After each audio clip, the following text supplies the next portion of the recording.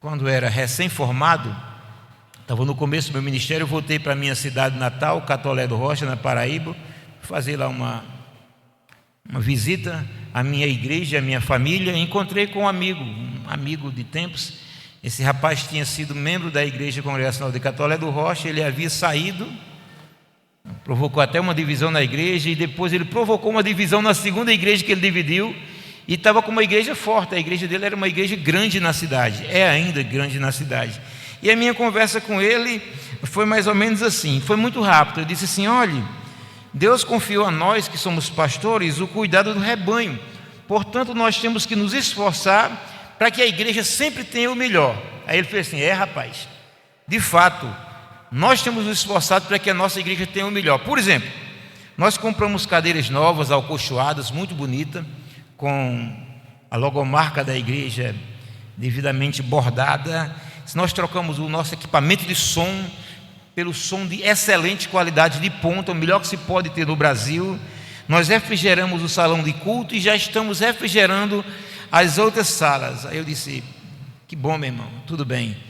Aí eu mudei de conversa e desisti desse tipo de conversa com ele, porque eu queria falar sobre uma coisa e ele sobre outra. Ele queria falar de conforto, ele queria falar de qualidade de material, etc. do templo. Ele queria falar do que uma igreja pode ter, e eu não queria falar do que uma igreja pode ter. Eu queria falar sobre o que uma igreja deve ser. Ele queria falar sobre o que o Senhor espera da igreja, e ele queria falar sobre o que os membros podem ter para desfrutar muito bem o seu espaço, tendo conforto na igreja. Parece que essa diferença na cabeça das pessoas, de não entender o que é a igreja e como ela deve ser, o que o Senhor espera da igreja, mas confundir isso com o que a igreja pode ter, que surgem algumas distorções em alguns modelos de igreja. Os mais comuns são, por exemplo, tem hoje a igreja show. Os cultos, supostos cultos dela, são verdadeiros espetáculos. Não sei se você já foi numa igreja dessa, mas é de empolgar, né? Tem lá luzes de palco, um telão de LED preto assim, um telão de LED bem grandão assim nele, e tem efeitos especiais. Eu, como gosto dessa coisa de iluminação, etc., eu acho bonito, mas é aquela coisa espetacular. E quando você vai escutar a pregação, mais parece, ou na verdade é uma palestra motivacional, não é uma exposição da palavra do Senhor, revelada e inspirada pelo Espírito Santo. Então não tem problema nenhum que a igreja tenha um bom grupo musical, o Quarteto Milênio, o grupo que os irmãos aqui têm, etc. Não tem nenhum problema que a igreja tenha uma estrutura muito boa de som, etc., para que os irmãos tenham um culto acompanhado de uma boa tecnologia, por exemplo. Isso não é problema. O problema é que a igreja não pode viver isso, nem a igreja pode achar que é isso. Tem também a igreja evento. Não sei se vocês já conhecem essa. É aquela que tem programação sempre e para tudo. Toda semana ela tem que ter um evento diferente e convidados, pregadores, bandas diferentes, toda semana, para atrair pessoas. E quando faz o evento, faz um aparato enorme, gasta-se muito com isso, para que a pessoa se sinta atraída para aquele evento, né?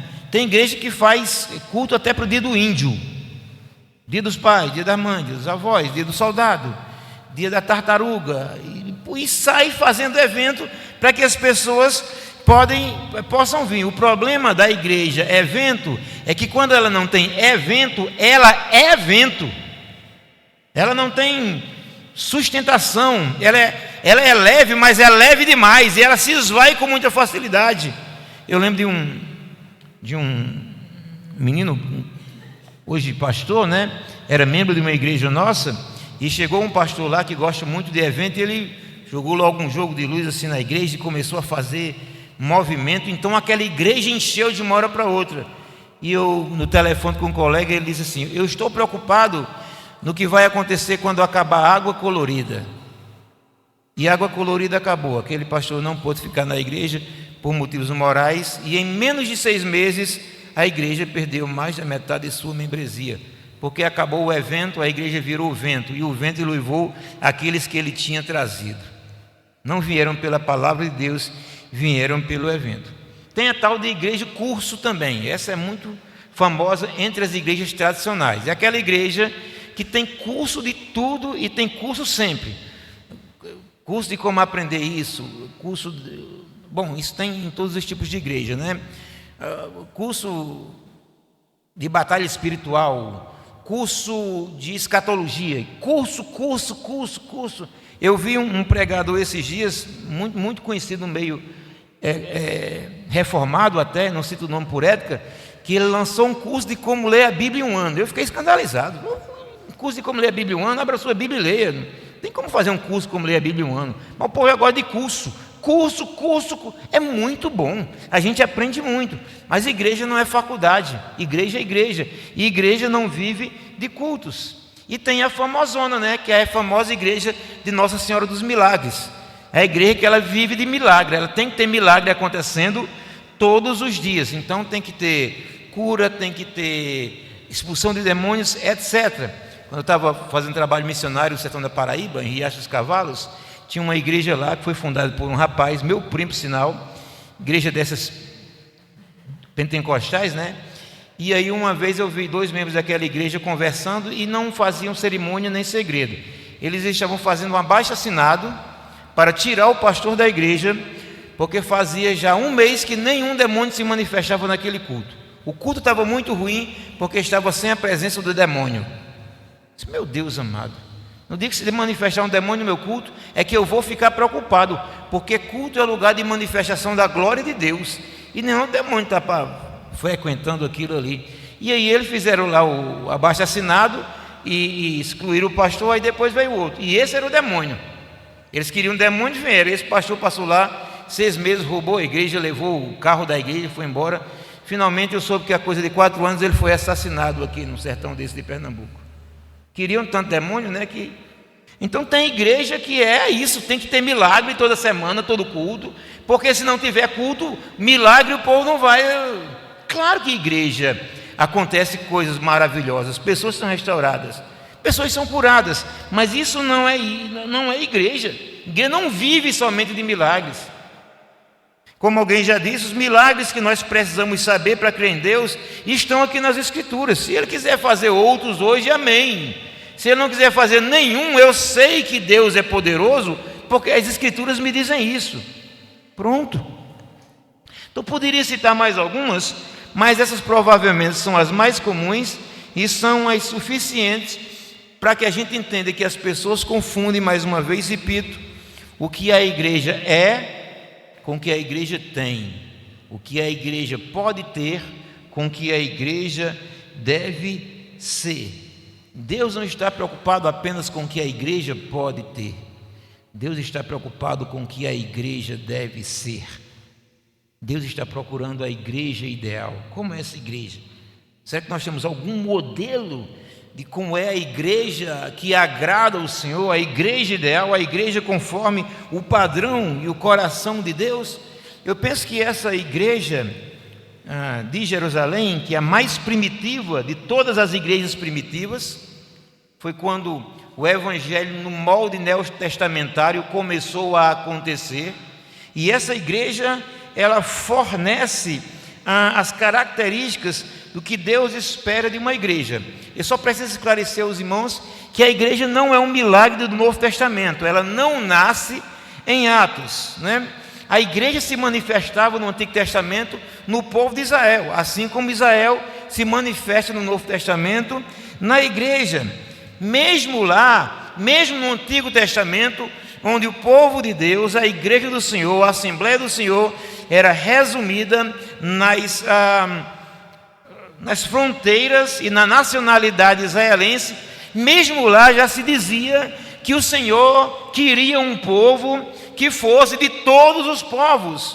Deus queria um povo internacional. Salmo 96, versículo 1 e 3, cantai ao Senhor um cântico novo, cantai ao Senhor todas as terras, cantai ao Senhor, bendizei o seu nome, proclamai a sua salvação. anunciai entre as nações a sua glória, e entre todos os povos a sua maravilha. Deus sempre quis um povo de todos os povos. Em Atos, esse povo começa a aparecer, não a igreja, porque a igreja já estava em Israel, mas então esse povo de todos os povos começa a aparecer. Jesus já tinha falado sobre isso.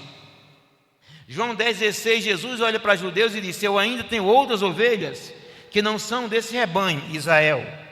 Convém trazê-los, ou seja, nós gentios, e haverá então um só rebanho e um só pastor. Em Efésios capítulo 2, versículo 11 a 19, o apóstolo Paulo diz que o Senhor trouxe de longe os gentios e juntou os gentios e judeus num só povo, destruindo a barreira que existia entre eles, e deles fez um só. Então nós somos aquela mesma igreja. Você é aquela mesma igreja que começa no Antigo Testamento, o povo de Deus, que começa com Abraão, Isaac e Jacó, chega até você. Essa é a igreja. Quando Deus tomou a Israel agora como nação para ser seu povo, Ele lhe chamou e lhe deu promessas, fez com ele aliança. Está em Êxodo capítulo 19, versículos 5 e 6, os termos de aliança. Quando você chega em 1 de Pedro 2, 9 e 10, uma igreja agora com gentios, as expressões são exatamente a mesma. Vocês são nação santa, geração escolhida, etc. As mesmas expressões usadas para o povo de Israel são usadas para a igreja. A igreja internacional. A igreja não é composta apenas de judeus segundo a carne. A igreja é composta de pessoas que em todo canto, em todo o tempo, creem em Cristo como Salvador, entregando a Ele as suas vidas, sendo alcançadas pela sua maravilhosa graça. Essa igreja tem características, essa igreja local tem características, a igreja que agrada a Deus. Quais são essas características? Como é uma igreja que agrada a Deus? O modelo é esse de Atos 2, de 42 a 47, quando não tinha tido nenhum problema com essa igreja ainda, né? Quais são? Em primeiro lugar, o versículo 42, parte A, mostra que essa era uma igreja dedicada. Começa assim: e eles perseveravam. Eu gosto da Nova Versão Internacional, que trocam perseveravam por e se dedicavam, porque me parece, à luz do termo original, né, do grego koiné do Novo Testamento, que essa questão de perseverança não é uma tradução tão boa. Dedicação é melhor. Não é só que eles continuavam perseverante, fazendo aquilo que Deus queria. Muito mais de simplesmente perseverar, eles faziam aquilo com esmero, com amor, com alegria. A igreja de Jerusalém, que é o que Deus espera de nós hoje, muito mais do que continuar fazendo, faziam com qualidade, faziam com amor, faziam com esmero. Aquilo que o apóstolo Paulo diz em 1 Coríntios 15, 58, que é o texto mais conhecido dos congregacionais, talvez mais que João 3,16, né? Portanto, meus amados irmãos, sede firmes e constantes, sempre abundantes na obra do Senhor, sabendo que o vosso trabalho não é vão do Senhor. O Senhor não quer que apenas a gente faça, Ele quer que a gente faça com qualidade, que a gente faça muito, quer que a gente faça sempre cada vez mais, e quer que faça com amor. A igreja de Éfeso, está lá em Apocalipse, ela era uma igreja perseverante, mas ela perseverava na doutrina, reconhecia os seus apóstolos, mas estava se afastando do ideal da igreja e estava declinando, perdendo o primeiro amor, esfriando a cada dia. E Jesus disse assim: ou você volta ao primeiro amor, ou eu vou apagar o candeeiro. Apagar o candeeiro ali é fechar a igreja. Quando a Bíblia diz que a porta que Deus abre ninguém fecha, está falando de homem, mas Deus fecha a igreja. E essa igreja de Éfeso literalmente chegou a fechar mesmo. Era a principal igreja dessa região aqui, porque ela era perseverante, mas não era dedicada. Deus quer uma igreja dedicada. Deus quer uma igreja fervorosa. Muito mais do que estar, muito mais do que continuar, nós precisamos nos dedicar. Que parece que a gente tem uma resposta à questão levantada no começo, né, do modelo da sua igreja. A questão não é simplesmente a igreja ter um modelo. A igreja precisa, na verdade, ter um modelo correto, uma dedicação correta. A que a igreja se dedica, com que ela gasta mais tempo, a que ela dá mais atenção. É isso que vai dizer qual é, se ela está conforme o padrão de Deus. Se você quer saber se a sua igreja, se essa igreja está conforme o padrão de Deus, procure olhar quais as marcas principais dela. Tem marcas que a igreja não pode dispensar. Algumas coisas você pode ter ou não, como igreja. Mas há coisas que você não pode dispensar, são essas marcas. E você precisa se dedicar, priorizar isso. Quais são? Vejamos. Primeiro, era uma igreja dedicada ao zelo doutrinário. Veja a parte B. E eles perseveravam onde? Na doutrina dos apóstolos. Essa igreja se dedicava à doutrina dos apóstolos. É super interessante que a construção da frase lá na língua grega, o que sobressai no primeiro lugar aqui não é a doutrina. O que sobressai em primeiro lugar aqui são os apóstolos. Deixa eu dizer diferente. O que ele quer dizer é simplesmente que não é somente importante que a igreja tenha uma doutrina e se dedique a ela. Ela tem que se dedicar à doutrina dos apóstolos. Confiar, crer em alguma coisa, acreditar em alguma coisa, por si só não garante que você estará correto. Sinceridade nunca foi, não será e não é sinônimo de verdade. Uma pessoa pode estar absolutamente sincera na sua crença e estar absolutamente errado e não agradar a Deus. Meus irmãos, quando um indiano adora uma vaca, ele o faz na sinceridade do seu coração. Isso não significa que está correto.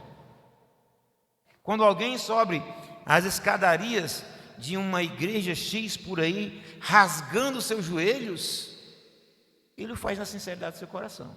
Nem por isso está correto.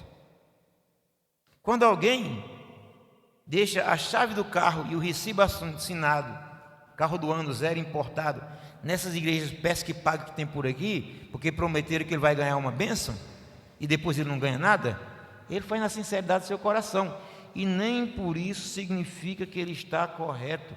Então nós aprendemos, irmãos, algumas coisas aqui. Em primeiro lugar, nós precisamos crer, mas a igreja precisa crer de maneira correta. Em primeiro lugar, Deus continua ensinando, fazendo o seu ensino através dos apóstolos.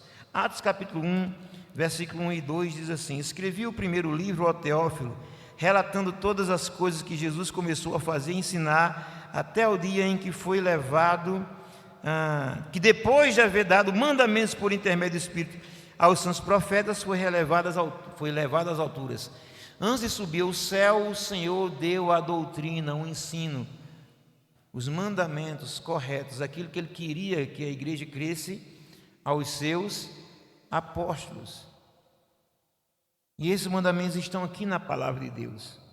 Portanto, é preciso conhecer com profundidade e com verdade a palavra de Deus. Por isso, a igreja deve louvar o Senhor quando tem ao seu púlpito um pastor que lhe ensina a verdade, lhe prega com amor e dedicação. Segundo lugar, como já falei, não importa apenas ter uma doutrina, é necessário crer de maneira correta. Esses irmãos aqui eram egressos do judaísmo e eles escutavam os líderes judeus. Eles continuavam, por exemplo, no primeiro momento, onde não tinha um lugar de reunião, utilizavam o pátio dos gentios para fazer os cultos. Ao lado ali, tinha escribas ensinando o Antigo Testamento, pela tradição dos judeus. Eles podiam escutar aqueles líderes judaicos de onde saíram, mas eles não. Nós precisamos crer no que os apóstolos ensinam. Eu quero dizer duas coisas a respeito disso. Em primeiro lugar, a igreja precisa ter um conhecimento correto da palavra de Deus. E depois, que é o último ponto aqui, é que a igreja precisa beber de uma só fonte. Se Deus deu de presente a vocês um pastor que prega a palavra de Deus, ouça esse pastor. A gente não pode escutar o pastor da igreja, o da internet, o da TV, o da igreja da esquina, e aí você bebe de várias fontes, e uma hora você vai beber de uma fonte envenenada, infelizmente. Eu lembro que uma vez eu estava escutando uma pregação do Dr. Augusto Nicodemos, e o Dr. Augusto Nicodemos disse que uma pessoa lhe procurou, isso recentemente, né? Recentemente, não é coisa antiga. Disse: doutor, tem 2 pregadores no Brasil que eu admiro muito, é o senhor e o Caio Fábio. Ele disse: ou ele não está, aí ele dizendo, ou essa pessoa não entende o que eu estou pregando, ou não entende o que o Caio Fábio está pregando, ou não entende os dois, porque o que ele prega é contra o que eu prego a palavra de Deus. Se você começar a beber em várias fontes, você vai ficar confuso. Você tem um pastor que está lhe ensinando a palavra? Amém. Mas eu escutei uma pregação tão bacana na TV, conversa com o teu pastor para ver se é isso mesmo. Uma vez eu estava pregando numa igreja, acho que em Timbaúba aqui, e estava trazendo uma palavra, a convido do pastor até,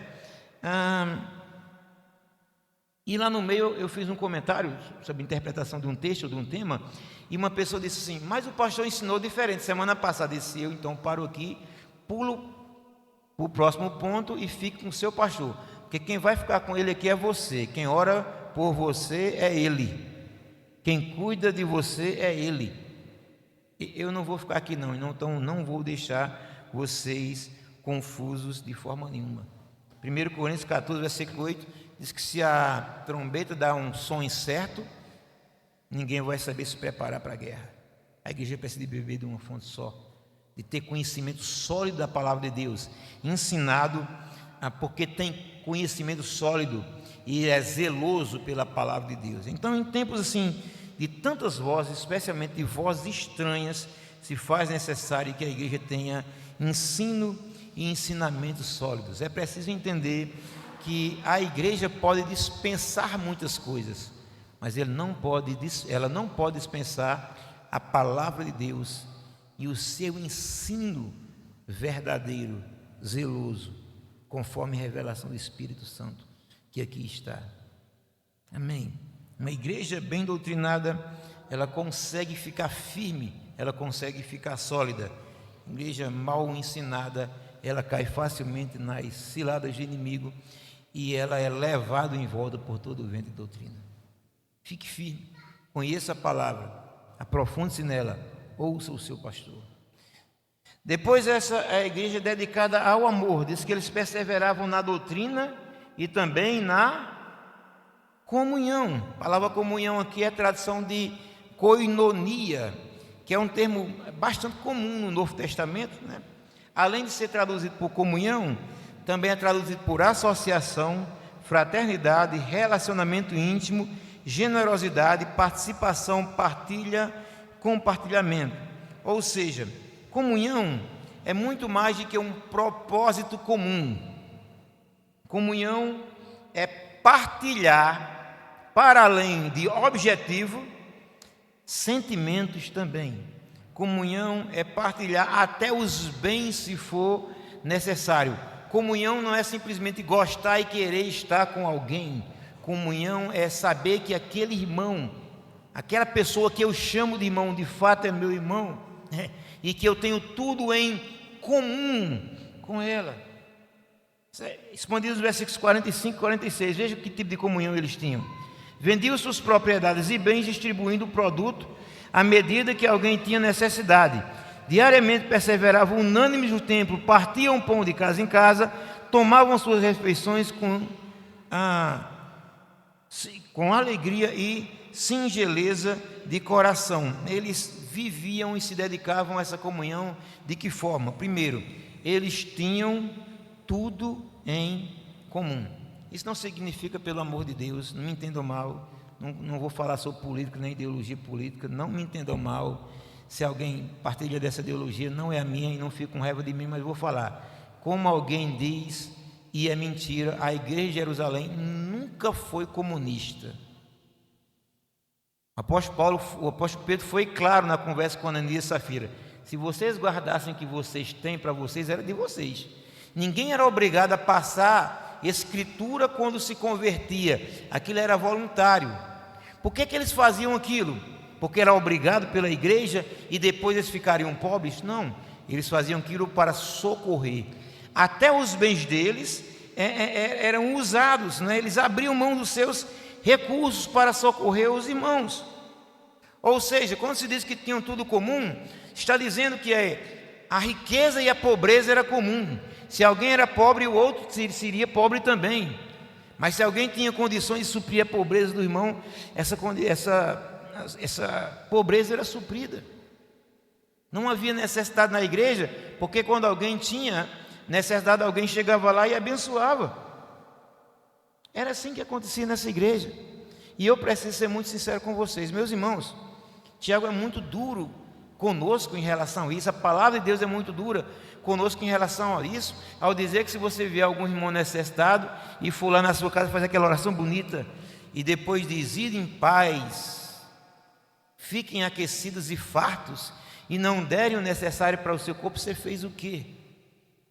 Sua oração foi bonita, mas não serviu de nada. Mas eu creio que Deus é poderoso para suprir aquela necessidade do irmão. Deus é tão poderoso para suprir a necessidade do irmão, que Ele deu condições de você suprir a necessidade daquele irmão. Se tem um irmão na igreja passando necessidade e você está jogando comida fora, você está em pecado. Se arrependa. Chamar de irmão e deixar passar necessidade. E olha, como eu já disse, eu não sou dessa ideologia não, eu sou da Bíblia. E a Escritura diz que nós devemos socorrer as pessoas, mas primeiramente os domésticos da fé. Eu lembro que nas nossas igrejas congregações antigamente tinha, não sei se aqui ainda tem, a famosa caixa diaconal. Tinha um percentual que saía todos os meses do caixa da igreja e era dispensado exatamente para fazer o serviço social. Geralmente era para fazer cesta básica, pagar a conta de energia e comprar caixão. Isso é uma necessidade que acontece muito. Mas as igrejas sempre supriam os seus necessitados. Super interessante que quando as nossas igrejas começaram no Brasil, geralmente era uma casa, um prédio de culto, que a gente chamou de igreja, e uma escola, onde se evangelizava os necessitados. Boa parte dos crentes iniciais eram necessitados e vinha ajuda até de fora. Eu li uma história muito bacana do missionário que começou o trabalho no Agreste Pernambucano, e quando ele estava evangelizando em Poço Fundo, distrito de Santa Cruz de Capibaribe, ele tinha posses e recebia recursos de fora do Brasil. Parte das suas posses ele distribuía, e na hora de comer ele comia a comida mais simples que tinha lá no meio dos irmãos. Alguém disse: por que o senhor não vai para a cidade comer uma boa comida? Ele disse: porque se os meus irmãos comem mal, eu também vou comer mal. Parte dos recursos dele, de fato, ele aplicava ali na obra. E foi assim que o evangelho começou aqui no nosso Agreste Pernambucano. A igreja deve socorrer uns aos outros. Também essa igreja, o texto diz aqui, 46, a parte C, que eles tomavam suas refeições com singeleza e alegria de coração. É preciso entender que um judeu daquela época não chamava qualquer pessoa para entrar na sua casa e fazer uma refeição com ele. Jesus, por exemplo, em Apocalipse 3:20, está falando com uma igreja, não é texto evangelístico, é uma igreja que tinha se afastado de Jesus. Ele diz: eu estou à porta e bato. Igreja de Laodiceia: se alguém abrir a porta, eu entrarei em sua casa, cearei com ele e ele comigo, terei intimidade novamente com ele. Morei 9 anos no Rio de Janeiro. No Rio de Janeiro a gente conhece uma pessoa na rua, no outro dia está em casa tomando um café com você e comendo um churrasquinho na laje. O judeu não fazia isso.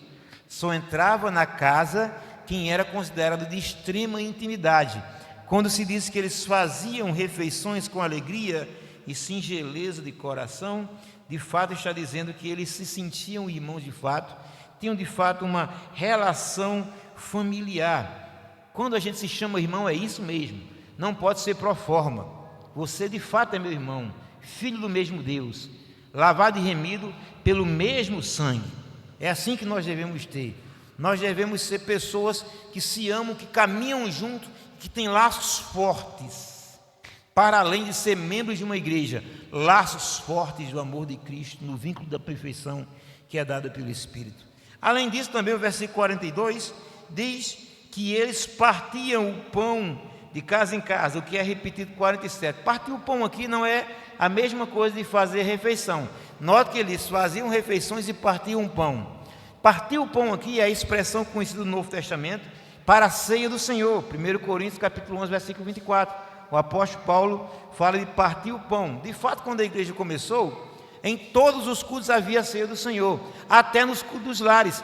Era quando ele fazia reunião e parava um momento para anunciar a morte do Senhor, para dizer que Cristo morreu e ressuscitou para a salvação daqueles que creem.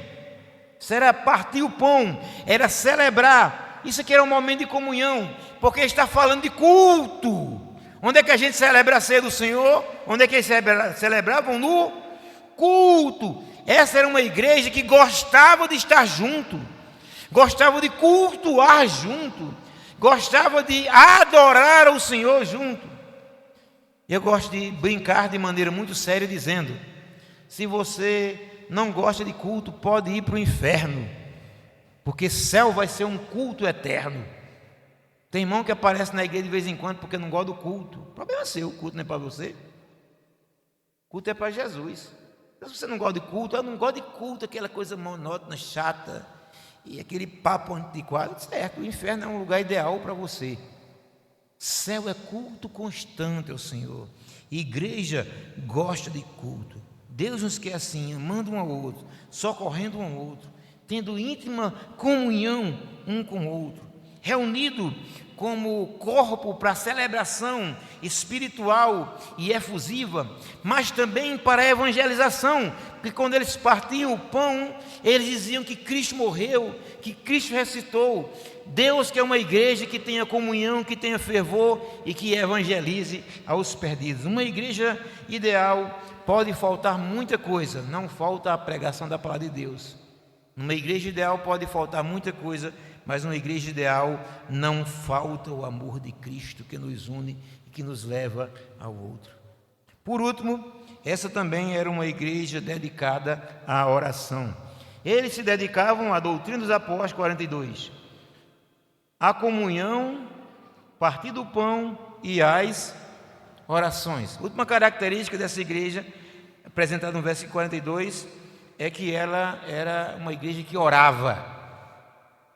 A igreja de Jerusalém, a primeira igreja nesse molde neotestamentário, essa igreja com gente de todas as nações, é super interessante que, embora os primeiros convertidos dessa igreja fossem judeus, mas em Atos capítulo 1 diz que eram judeus convertidos de várias nações. A igreja já começa profeticamente dizendo: nós vamos pregar para todas as nações. Essa igreja que gostava de orar, porque ela foi gerada na oração. Quando Jesus estava subindo ao céu, está lá em Lucas 24, versículo 49, antes de subir ao céu, ele disse que os discípulos ficassem em Jerusalém, até que do alto eles fossem revestidos do poder. Em Atos capítulo 1, versículo 8 a 14, diz que essa igreja então passou o tempo até a derramada do Pentecostes orando. Não sei se os irmãos já tocaram, mas da subida de Jesus à vinda do Espírito Santo foi coisa de uma semana. Pentecostes é exatamente 50 dias depois da Páscoa. Então Cristo passa 3 dias morto, depois passa mais 40 dias entre eles, 43, depois vem 7 dias. Esses 7 dias aquela igreja não fez outra coisa senão orar. Essa é uma igreja que mesmo antes de eles receberem o avivamento poderoso do Espírito Santo, mesmo antes já era uma igreja abençoada, porque era uma igreja que foi gerada na oração. Atos 1,15 diz que cerca de 120 apenas ficaram seguindo a Jesus, depois que ele sobe ao céu. Esses 120 se juntavam constantemente para orar. Então, essa era uma igreja muito abençoada, porque antes do Espírito vinha, eles já estavam orando. Deixa eu dizer aqui como coisa, irmãos, é extremamente comum que os homens de Deus da Bíblia e os grandes homens de Deus, servos do Senhor na história, que fizeram coisas maravilhosas, igrejas que transformaram situações, sejam igrejas de oração. Jesus, por exemplo, estava sempre orando. Antes de escolher os 12, lá em Lucas 6,12 diz que ele passou a noite orando. Antes de ressuscitar Lázaro, João 11, 41 a 44, Jesus estava orando. Antes da sua prisão, antes de estar se entregando para morrer por nós, pela sua igreja, pelos seus eleitos, Cristo passou a noite orando. Se alguém que não precisava orar, era Jesus. E Jesus é Deus, mas ele orava o Pai. E eu penso que se Jesus orava, imagine quanto eu preciso de oração também. Essa era assim. Antes da sua prisão definitiva, Paulo orou com os líderes da igreja de Éfeso. Daqui a pouco ele ia ser preso para ser morto. Está em Atos 20, de 36 a 38. Os grandes homens de Deus, os grandes avivamentos, sempre foram acompanhados por pessoas de oração. Como é que a gente quer ser igreja virtuosa, poderosa, se a gente não ora, irmãos? Tinha um diácono, um presbítero da Igreja Católica do Rocha, presbítero Oseno João de Figueiredo. Ele tinha um excelente testemunho na cidade, de forma tal que o pessoal dizia assim: em Catolé eu só conheço um crente, minha cidade Católica do Rocha, Oseno. E ele fez um trato com Deus que todo dia evangelizaria pelo menos uma pessoa.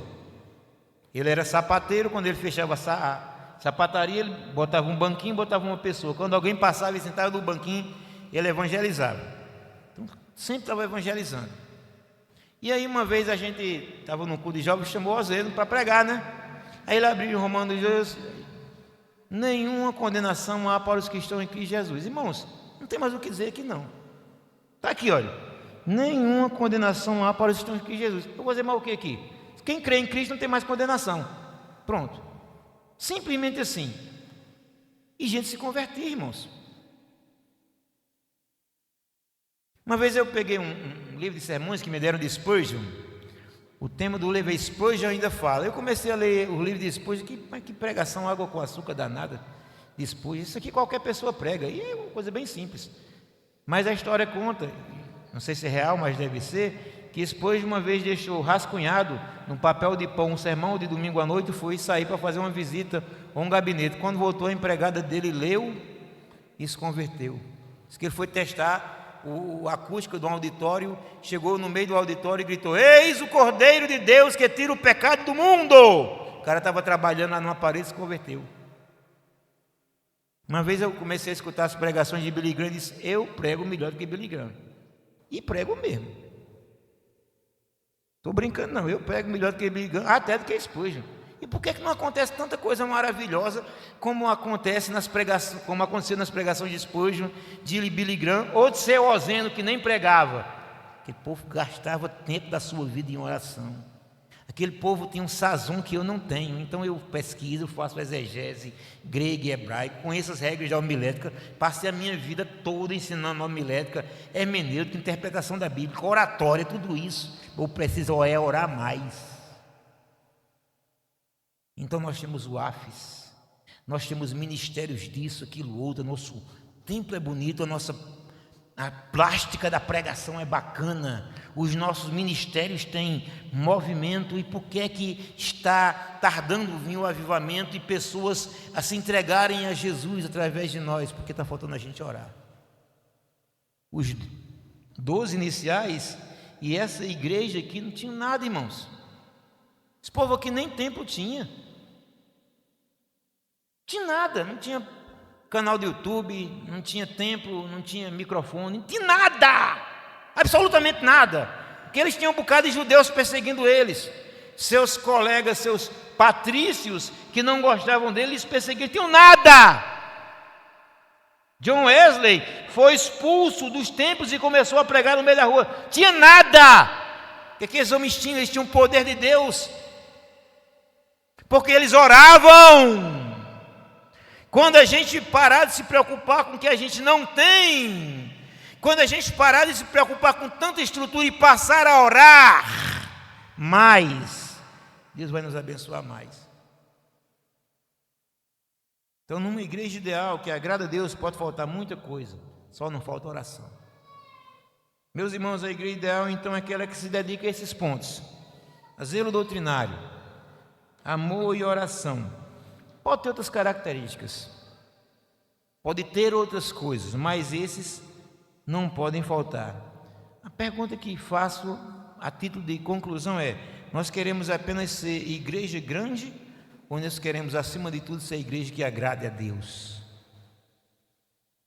Aqui estão as marcas da igreja que ela precisa ter para agradar ao Senhor.